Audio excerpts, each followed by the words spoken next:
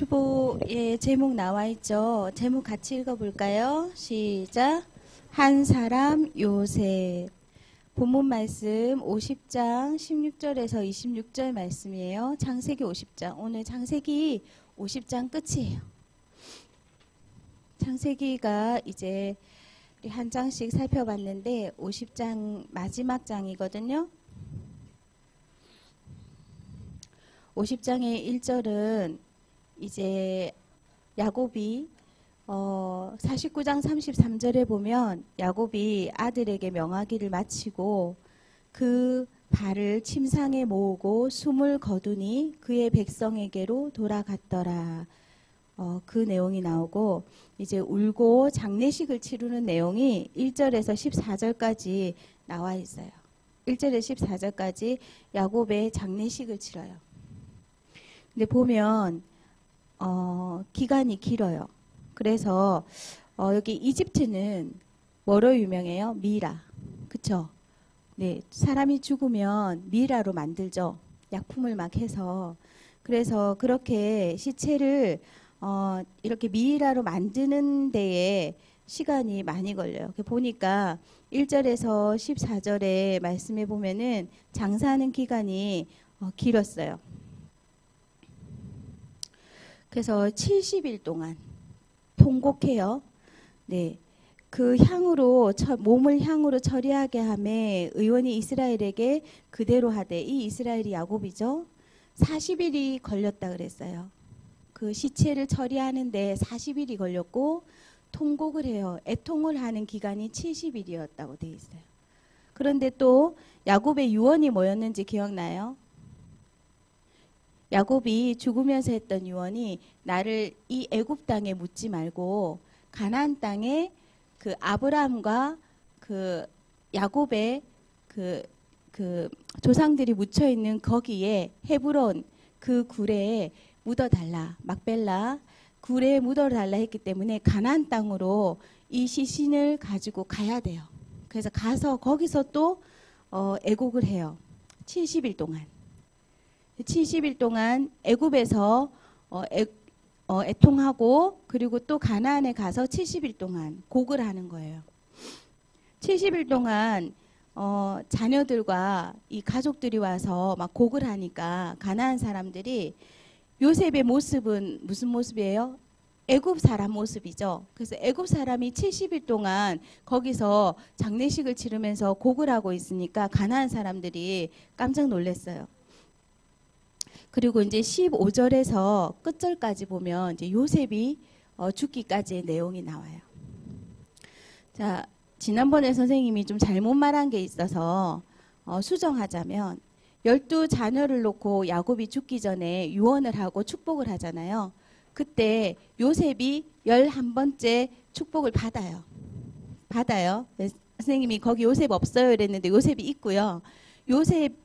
요셉은 12지파에서 이제 장자에게, 요셉 이후에 장자에게 그 장자권이 주어지는데 유다가 장자권을 받은 건 맞는데 요셉의 자녀 첫째 아들, 둘째 아들이 있는데 그 첫째 아들, 둘째 아들은요 2지파를 차지하게 돼요.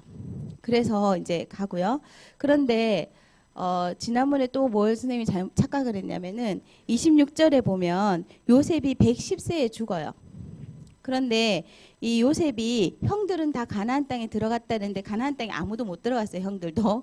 왜냐하면 400년이 지났어요. 430년 만에 들어갔기 때문에 그 후손들이 들어간 거예요. 그 밑에 몇 대에 걸친 그 후손들 중에 사람들이 들어간 거예요. 다 죽어요. 형들도. 그런데 요셉이 또 똑같은 유언을 해요. 아버지처럼 야곱처럼 내가 여기 애굽에서 죽는데 그 후손들, 그 형들의 후손들, 자기의 후손들을 모아놨을 때 이제 죽으려고 할 때 똑같이 유언을 해요. 내 유고를 여기 애굽 땅에 묻지 말고, 원래 애굽의 총리니까 왕의 입장에서나 그 애굽에 있는 사람들 입장에서는 요셉을 여기 묻으려고 하겠죠. 그런데 향 처리를 해서 향 처리는 하지만 여기 묻지 말고 당신들은 곧 그 후손들은 반드시 가나안 땅에 갈 거다. 그때 내 유고를 같이 가지고 가라. 그래서 거기에 내 시신을 가지고 가달라 이렇게 얘기를 해요. 애굽 땅에 내 시선을 두지 말고 그 유언을 똑같이 합니다. 야곱이 죽고 나니까 형들이 겁이 났어요. 이때까지 아버지가 살아 계시니까 방패막이 되었다고 생각했어요. 형들이 요셉을 죽이려고 했잖아요. 구덩이에 빠뜨리고 죽이려고 했기 때문에 요셉이 고생을 많이 했잖아요. 노예로 팔려가고 그리고 이렇게 죽을 뻔한 위기도 당하고 그랬잖아요. 그래서 요셉의 마음에 한이 있을 거다 우리를 향해서. 그래서 형들이 이제 야곱이 죽고 나니까 겁이 났어요. 요셉이 이제 아버지가 없으니까 우리를 하고 싶은 대로 다 할 거야 이렇게 생각한 거예요. 우리를 가만 안 둘 거야 이런 두려움이 온 거예요. 그래서 형들이 사람들을 보내서 처음에 사람들을 보내서 당신의 총리 대신 요셉 당신의 종이인 형들이 당신에 대해서 용서해 달라고 그러면서 아버지가 죽을 때 유언을 했다. 형들한테 원한 갚지 말라고 유언을 했다 우리한테. 그러니까 우리를 용서해 달라. 우리한테 해코지 하면 안 돼요. 아버지가 유언했어요. 야곱이 이렇게 말했어요. 그리고 형들이 나중에 2차로 또 와서 요셉에게 엎드려서 이렇게 하는 거예요. 그래서 우리 허물과 죄를 용서해 달라고 하나님의 종이고 당신의 종이다. 그러면서 우리 죄를 용서해 달라고 요셉한테 엎드려서 용서를 비는 거예요. 그러니까 요셉이 그 형들의 모습을 보고 막 울어요. 울면서 좀 가라앉고 형들 앞에 나가서 얘기를 합니다. 그러면서 뭐라고 얘기를 하냐면 두려워하지 마소서. 21절에 같이 보겠습니다. 21절에 같이 읽어볼게요. 21절만 시작. 당신들은 두려워하지 마소서. 내가 당신들과 당신들의 자녀를 기르리이다 하고 그들을 간곡한 말로 위로하였더라. 그리고 이 19절에 보면은 요셉이 그들에게 이르되 두려워하지 마소서. 내가 하나님을 대신하리이까. 당신들은 나를 해하려 했지만 하나님은 그것을 선으로 바꾸셔서 오늘과 같이 많은 백성의 생명을 구원하게 하셨다. 이 말을 합니다. 요셉이 진짜 용서를 한 거예요. 형들에 대해서 요만큼도 미워하는 마음이나 원한이 없어요. 그리고 두려워하지 말라고 하면서 형들뿐만 아니라 형들의 자녀들까지도 다 내가 보살펴 주겠다. 내가 생명이 다하는 날까지는 보살펴 주겠다. 이렇게 말을 해요. 그래서 이제 아버지 가족과 함께 거해요. 원래 요셉은 총리니까 다른 집이 있잖아요. 그런데 가족과 함께 거하면서 돌봐줘요. 실제로 그렇게 돌봐주다가 110세까지 살고 이제 숨을 거두면서 유언을 하는 거예요. 여러분이 이제 아직은 어리니까 원한이 뭐 가족들하고 관계에서 용서 못해 할 만한 일이 생기지 않을 수도 있어요. 그런데 여러분이 자라면서 다른 사람이나 가족들 중에서나 나에게 큰 잘못을 해서 요셉처럼 만큼은 안 돼도 내가 정말로 용서할 수 없어 라는 사람이 생길 수 있어요. 어떻게 나한테 그럴 수 있어? 라는 원한이 생길 만한 일을 당할 수 있어요. 그런데 예수님을 믿는 사람들의 특징이 뭐냐면 용서예요. 우리가 기독교가 예수님의 이름이 성경의 말씀이 우리 한국 땅에 들어올 때 선생님이 이제 학교에서 역사를 배우다 보니까 흥선대원군 시대 때에 천도교가 들어왔죠. 근데 천도교 신자가 1000명 이상 죽어나갔어요. 천주교. 그런데 그때에 예수쟁이라고 해서 흥선대원군이 예수쟁이들 잡아서 막 죽였어요. 그리고 미국에서 프랑스에서 배가 들어왔을 때 그때 토마스 선교사님이 그 배를 타고 들어와서 성경을 전달하려고 했죠. 근데 토마스 선교사님도 거기에서 이 전도 한번 이렇게 제대로 못한 채로 성경 건네주면서 예수 믿으시오 하고 성경 전달해주고 막 전달해주고 거기서 바로 칼로 배임을 당해서 순교하셨어요. 그리고 우리 한국 땅에 이 들어오신 선교사님들이 엄청 많아요. 몇천 명에 이르러요. 근데 그분들 중에 다른 나라니까 물이 안 맞고 그리고 질병에 걸려서 죽거나 또 이렇게 순교하시거나 말할 수 없는 고초를 당하신 분들이 많아요. 그냥 예수님 믿는다는 것만으로. 그런데 하나같이 그 선교사님들의 특징이 뭐냐면 그렇게 한국 땅에 와서 순교를 당하고 그리고 고난을 당하고 감옥에 갇히고 그렇게 했는데도 불구하고 다 용서했다는 거예요. 그리고 일제시대 때에는 신사참배를 하라 그랬는데 신사는 일본의 영웅들, 전쟁에서 영웅들을 섬기는 절하는 거죠, 신사가. 근데 거기에 절하라 그랬는데 그것을 하지 않겠다라고 하는 사람들을 엄청나게 고문했어요. 발톱을 빼고 거꾸로 매달라서 콧구멍에 막 고춧가루를 넣고 말할 수 없는 고문을 했어요. 그리고 애국운동, 독립운동 하는 사람들도 다 그렇게 당했고요. 너무나도 원한이 되고 억울할 수 있죠.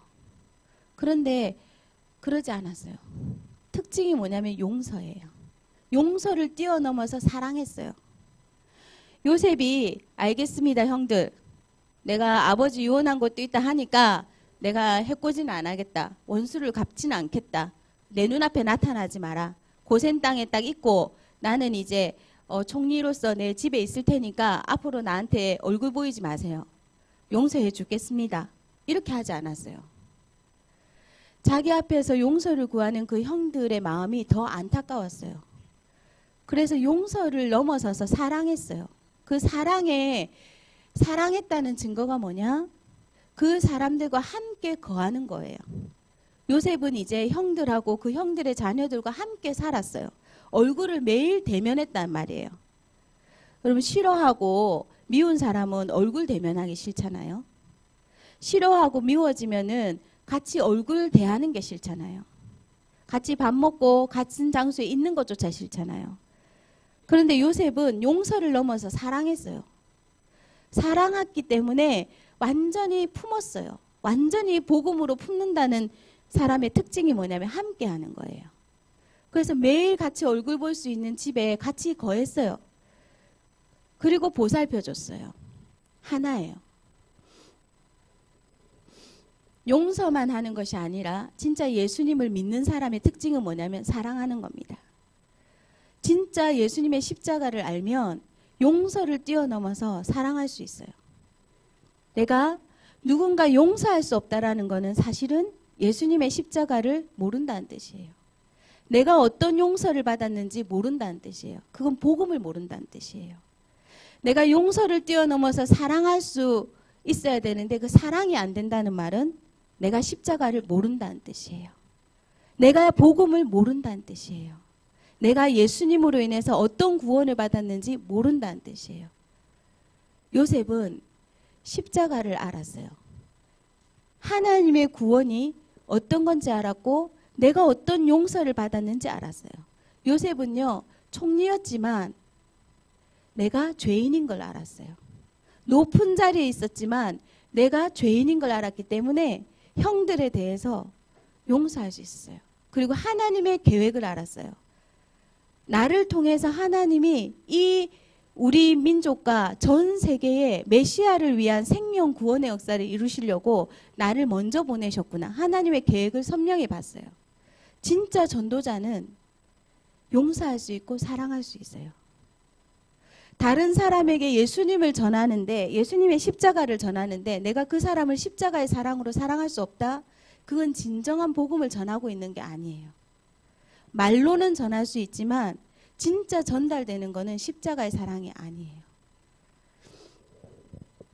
십자가의 예수님을 구약의 이사야서에 말씀하고 계세요. 이미 예수님이 이제 태어나신 날에 크리스마스가 다가오잖아요. 근데 크리스마스에 예수님이 태어나신 날은 아니지만 우리가 예수님이 나신 것을 기뻐하고 전 세계 사람들이 크리스마스 날을 축제로 여기는 이유가 예수님의 십자가가 있기 때문이에요. 예수님이 십자가 지시는 구세주로 오신 것이기 때문에 기뻐하는 거예요. 그런데 이것을 구약 시대에 많은 믿음의 사람들이 예수님을 예언했어요. 이 구세주가 태어날 것을. 그 중에 이사야서 53장에 전체가 예수님에 대해서 말하고 있어요. 그래서 이사야 53장에 여러분이 한번 찾아서 펼쳐놔 보세요. 이사야 53장 1절부터 끝절까지 예수님에 대해서 예언하고 있어요. 1절에 보니까 우리가 전한 것을 누가 믿었느냐? 여호와의 팔이 누구에게 나타났느냐? 그는 주 앞에서 자라나기를. 이 그가 예수님을 말하는 거예요. 그는 주 앞에서 하나님 앞에서 자라나기를 연한 순 같고 마른 땅에서 나온 뿌리 같아서 고운 모양도 없고 풍채도 없은즉 우리가 보기에 흠모할 만한 아름다운 것이 없도다. 예수님은 멋지고 잘나시고 사람들이 보면 우와 할 만한 모습이 아니었다는 거예요. 아주 여리고 볼품없는 평범한 사람의 모습이었다는 거예요. 3절에 보니까 그는 멸시를 받아 사람들에게 버림받았으며, 하나님이신데 예수님은 사람들에게 멸시를 받고 버림받았어요. 십자가에 죽임 당하신 거는 버림받은 거잖아요. 많은 유대인들이 예수님과 바나바가 있었어요. 한 명을 놓아줄 수 있어요. 그래서 한 명을 누굴 놓아줄까라고 하니까 바나바를 놓아달라는 거예요. 바나바는 흉악한 강도예요. 그런데 예수님을 죽이라는 거예요. 십자가에 누굴 못 박을까? 예수를 못 박으라는 겁니다. 그래서 유대인들이 예수를 못 박으시오. 그래서 불법으로 정상대로의 절차를 거치지 않고 예수님이 몇 시간 만에 십자가 처형 선고가 내려져요. 증인도 증인의 그것도 받지 않고 그렇게 했어요.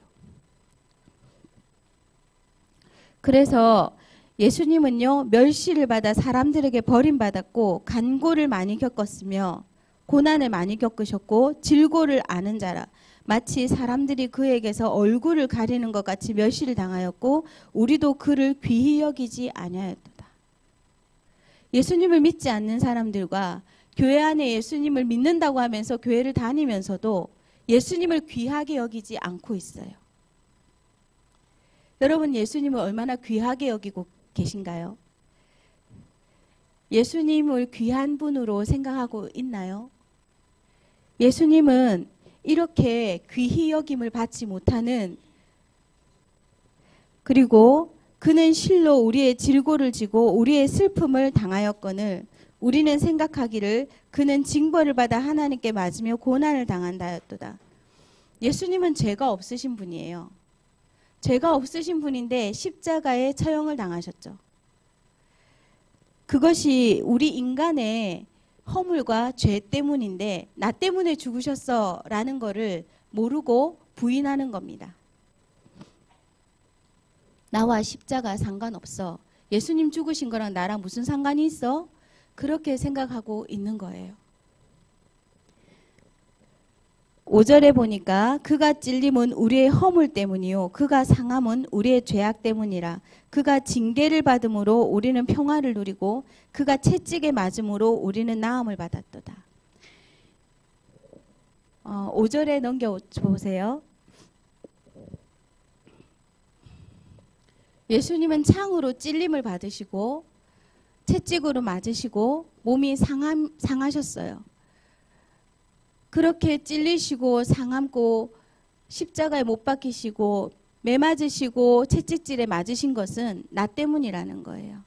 내가 그렇게 찔리고 내가 상함을 받고 내가 십자가에 못 박히는 일을 당해야 되는데 예수님께서 대신 그것을 받으셨다는 거, 몸소. 그런데 예수님을 믿지 않는 사람과 교회를 다니는 사람 중에도 예수님이 십자가에 죽으신 고통이랑 나랑 무슨 상관이 있어? 라고 생각하는 사람들이 있다는 거예요.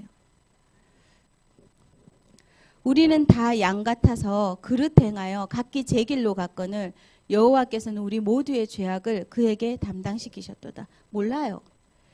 예수님이 내 죄 때문인 것도 모르고 예수님과 내가 상관없다고 생각하고 다 자기 하고 싶은 대로 살고 있어요. 그런데 하나님께서는 그 죄악을 예수님께 담당시키셨다는 거예요. 우리가 예수님을 알지도 못하고 예수님을 무시하고 예수님과 상관없다고 하면서 내 맘대로 살고 있는데 하나님은 그런 사람의 죄악까지도 다 그때에 예수님께 다 담당시키셨다는 거예요. 하나님은. 예수님은 십자가 지시기 전에 엄청 괴로우셔서 엄청 죽을 것 같다라고 하시면서 제자들에게 기도해 줄 것을, 기도 같이 할 것을, 그리고 너희가 시험에 들지 않게 해서 기도할 것을 말씀하셨어요. 근데 제자들도 이 십자가를 몰랐고, 그리고 이것이 얼마나 중대한 일인지 느낌은 있었지만 기도하지 않았어요. 못했어요.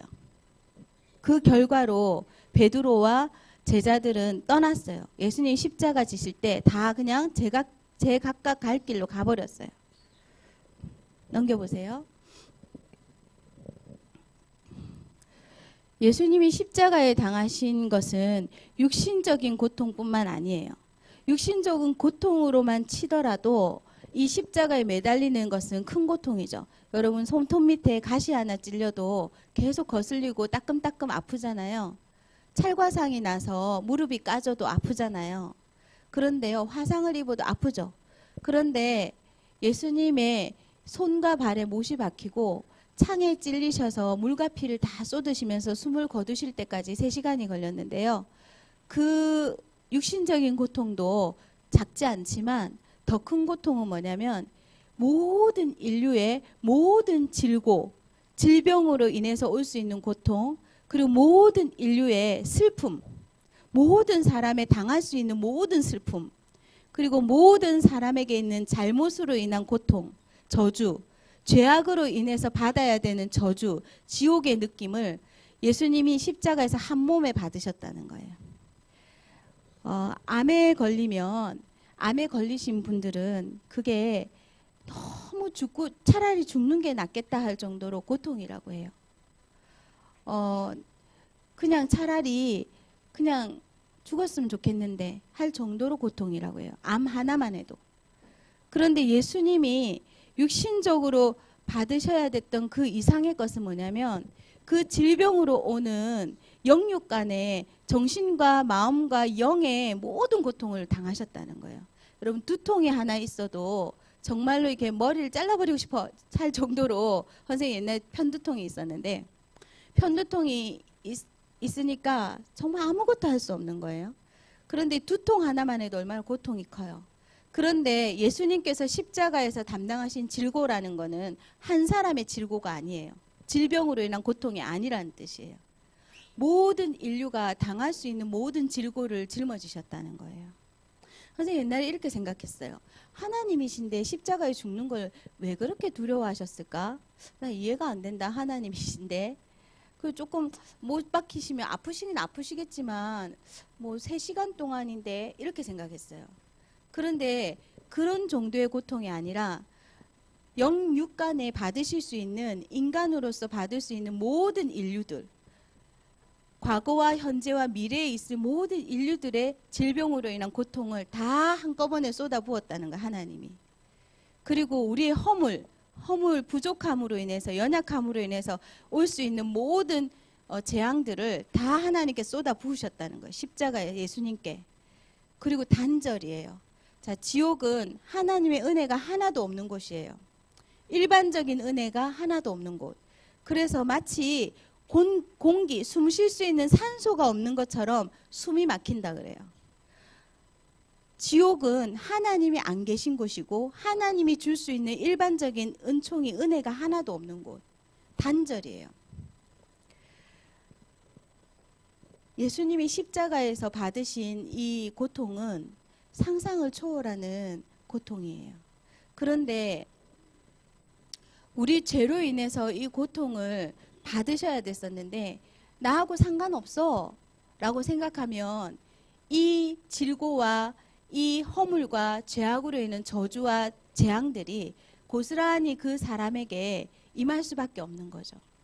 예수님이 대신 이 일을 이루셨어. 너 대신해서 죄를, 그리고 죄에 대한 저주와 허물로 인한 재앙과 그리고 네가 당해야 되는 모든 슬픔과 네가 당해야 되는 모든 마음의 고통을 예수님이 대신 십자가에 짊어지셨어. 그러니까 예수님은 네 고통을 덜어줄 수 있어. 네 슬픔을 얼마든지 덜어주실 수 있어 라고 하는데 난 상관없어요. 믿지 않는다면 이 은혜를 맛볼 수 없는 거예요. 믿으면 그래서 우리가 할 것이 있는 게 아니라 예수님을 믿는다는 거는 이걸 믿는 거예요. 이걸 믿는 거예요. 내가 뭔가를 하는 게 아니라 이걸 믿는 거예요. 예수님이 내가 죄를 지어서 당해야 되는 모든 저주와 재앙을 다 받아주셨구나. 대신 받으셨구나. 이 벌을 대신 받아주셨구나. 내가 지옥 가야 되는데 이 지옥 권세를, 지옥의 고통을 예수님이 다 받으셨구나. 내가 질병으로 인해서 고통스러워하고 내가 슬퍼해야 되는데 이 슬픔을, 이 질병으로 인한 고통을 다 당하셨구나.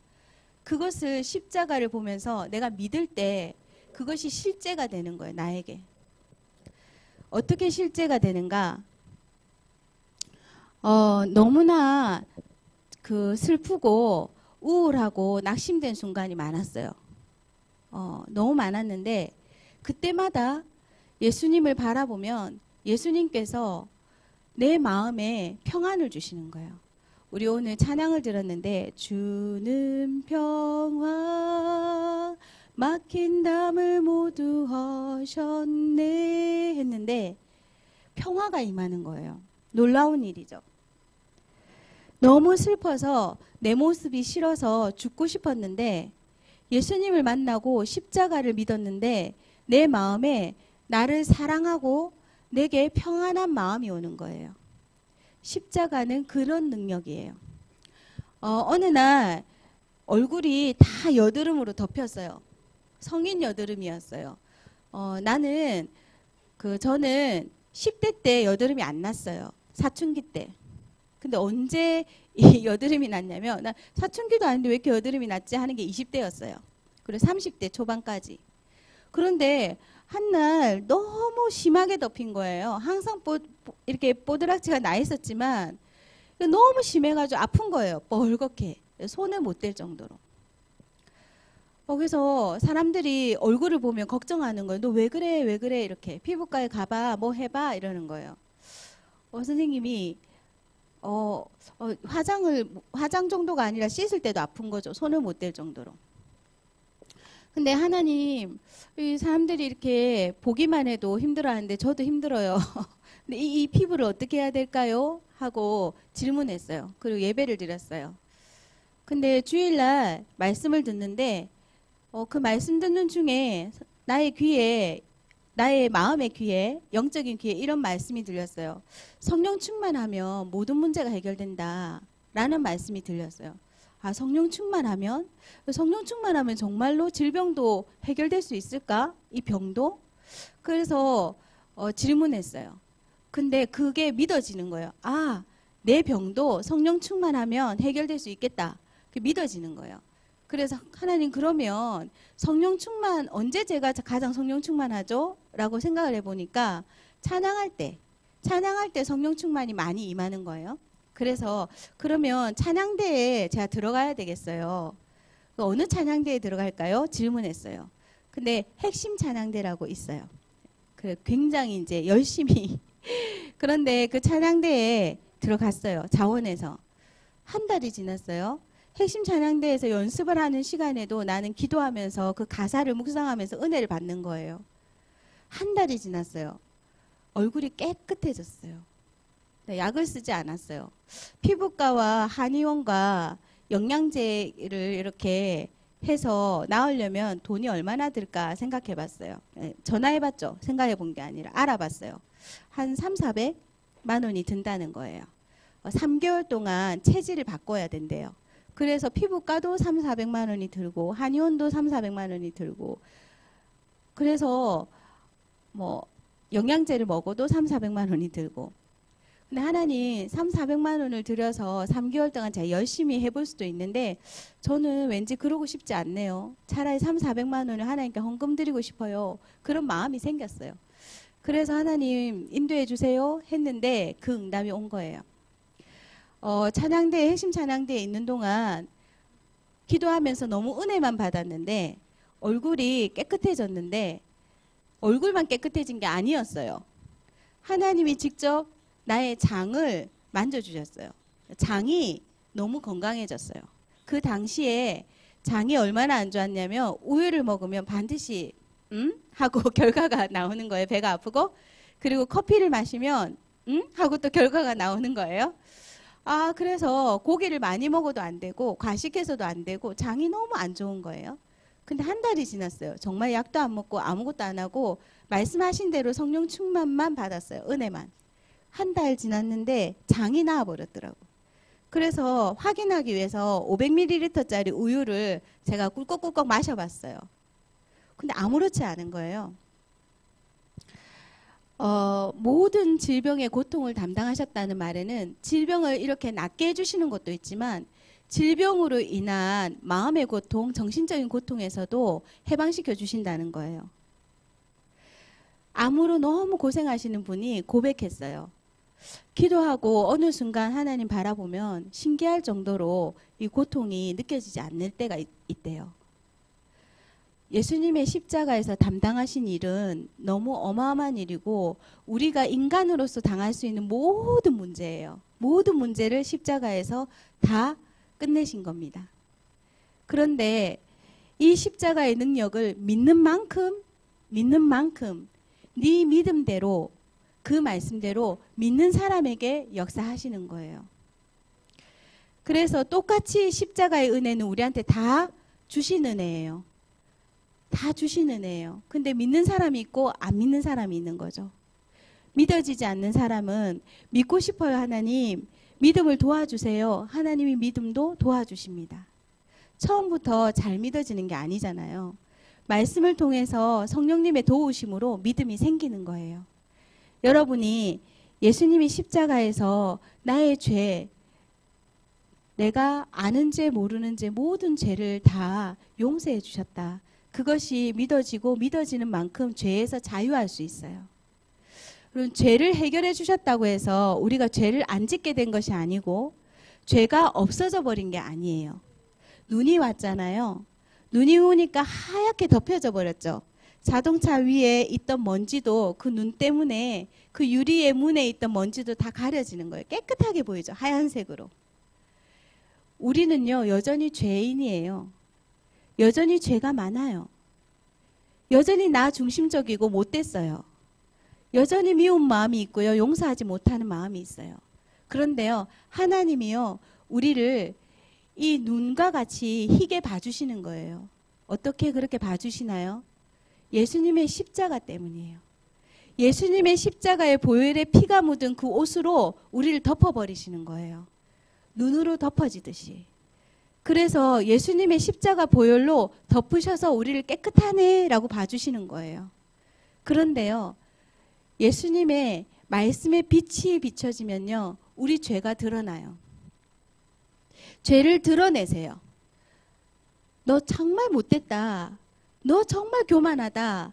너 정말로 긍휼이 없네. 너 정말 성질이 왜 그래? 이런 걸 드러내십니다. 예수님이. 왜 드러내시나요? 우리를 의롭다고 깨끗하게 여겨주시는 것만큼 실제로 우리 속이 거룩하게 되어지기를 원하세요. 속까지 깨끗한, 실제로 깨끗해지는 일을 성령님께서 하시기를 원해요. 여러분이 날마다 나는 왜 이렇게 죄를 짓지? 나는 왜 이렇게 못됐지? 나는 왜 이것밖에 안 되지? 라고 할 때 감사한 거예요.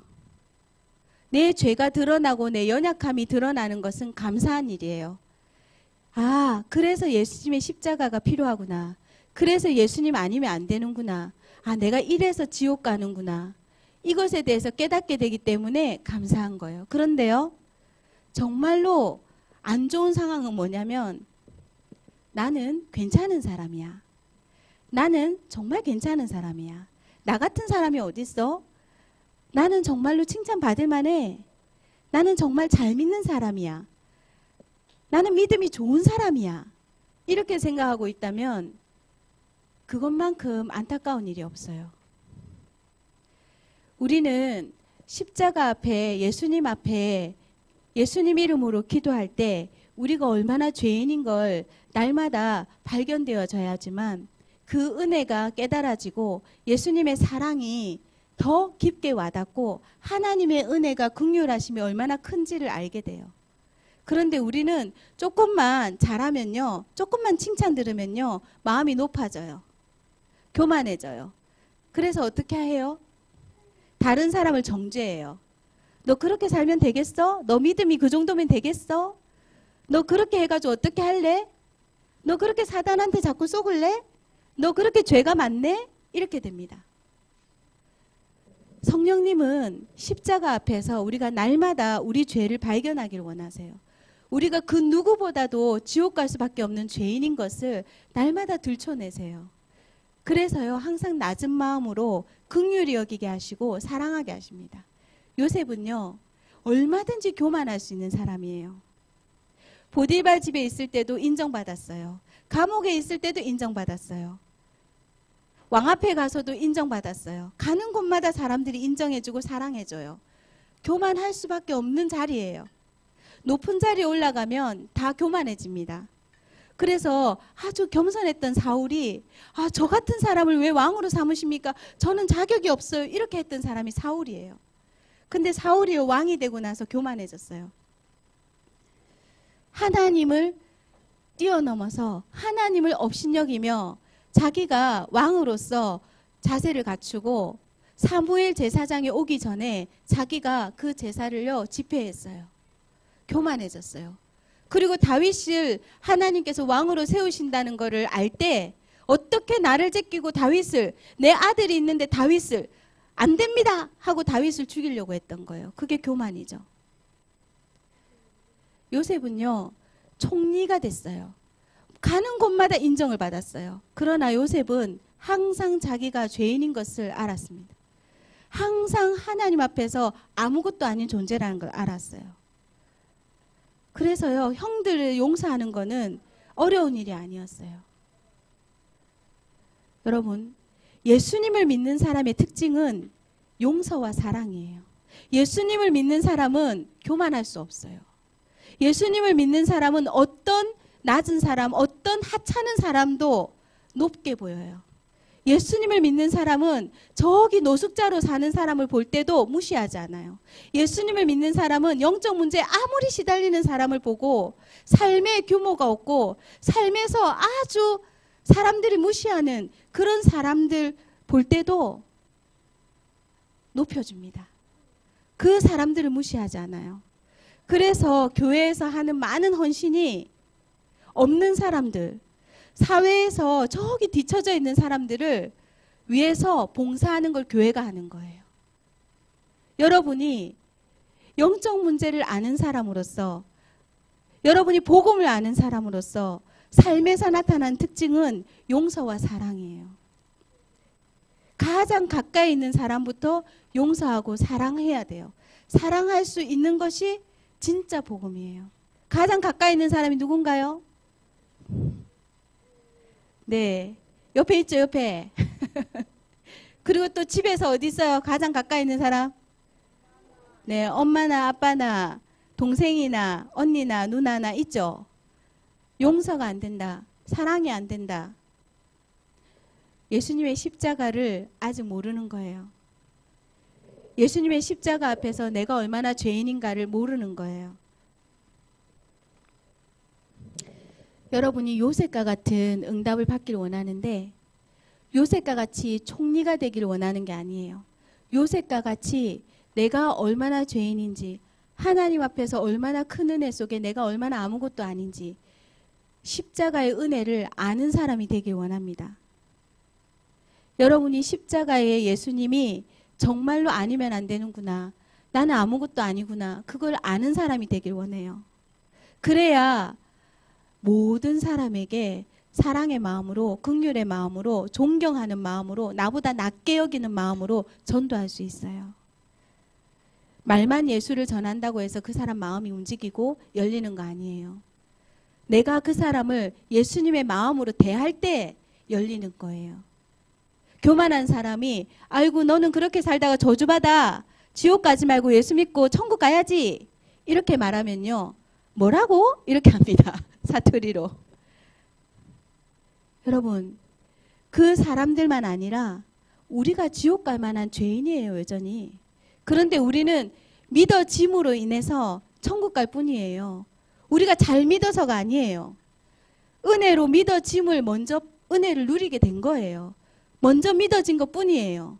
그 사람들에게 너 그렇게 살다가 지옥 간다?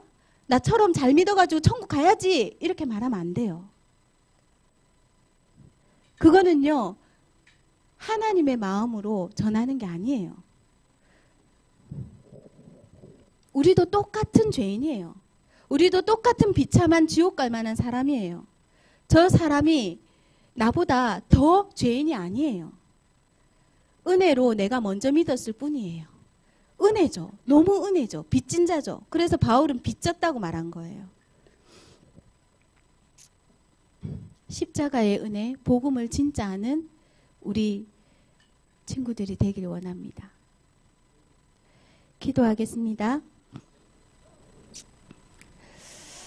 하나님, 저희는 요셉과 같이 되기를 원합니다. 아무리 높은 자리에 있어도 예수님의 십자가를 알았던 내가 죄인이며 하나님 앞에서 은혜 받은 자이며 아무것도 아닌 자라는 것을 깨달았던 요셉처럼 진짜 십자가에서 내가 죽어야 되는 죄인인데 예수님께서 그 고통을 다 당하셨고 저주와 재앙을 다 대신 받아주신 그 은혜를 알기를 원합니다. 교만한 자리, 높은 자리 앉지 않기를 원합니다. 모든 사람을 요셉처럼 용서하고 긍휼히 여기며 사랑할 수 있는 복음의 사람이 되게 해주십시오. 예수 그리스도의 이름으로 기도했습니다. 아멘. 우리